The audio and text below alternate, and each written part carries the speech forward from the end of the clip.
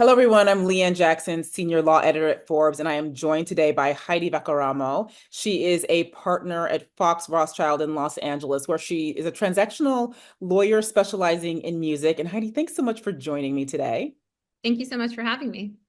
And we have you on in a timely manner because there's a lot of controversy going on between artists who have their music played at rallies. Sometimes it's on social media in the background of videos. And we're hearing a lot of recent cases. In fact, one of the first cases actually was involves litigation that's gone to court is Isaac Hayes. The late Isaac Hayes, one of his songs was being used at a Trump rally, and that they sent a cease and desist, of course, but also the court also ruled on a preliminary injunction, and we can talk a little bit more about that. But that is in the news right now. But we're going to discuss how many artists are complaining and what artists' rights are in these Yeah. situations and how this all works, because it's very confusing, whether it's fair use or copyright. So we're going to talk to you a little bit more about that. So we're glad to have you on.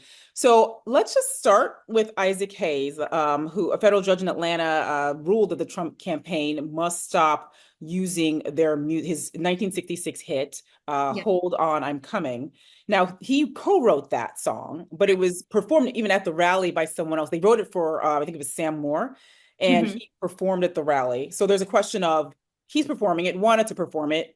Who owns the copyright? How does this all work? If you could just kind of break down what we're looking at here. So in the United States, we have a complicated licensing structure. The US copyright law recognizes a copyright on the master recording itself. So it's the sound recording and the musical composition. And the musical composition is composed of the words and lyrics. And that can be a variety of songwriters, right? You can have somebody, the 2 to 4, or you can have a sample as well. So on the that's why our licensing structure is so complicated, because in order to properly obtain the license to use a song, you need to get it from all the parties, not just one. So if you're looking at in this case, like if a song is performed by a third party, then they would still have to go get clearances from the songwriter. So in this case, we were talking about the Isaac Hayes Estates, who's one of the co-writers. They would have to obtain a license from the performance rights organization. So those are your ASCAP, BMI, CSAC, and GMR. And those organizations are performing rights societies that license public performance uses.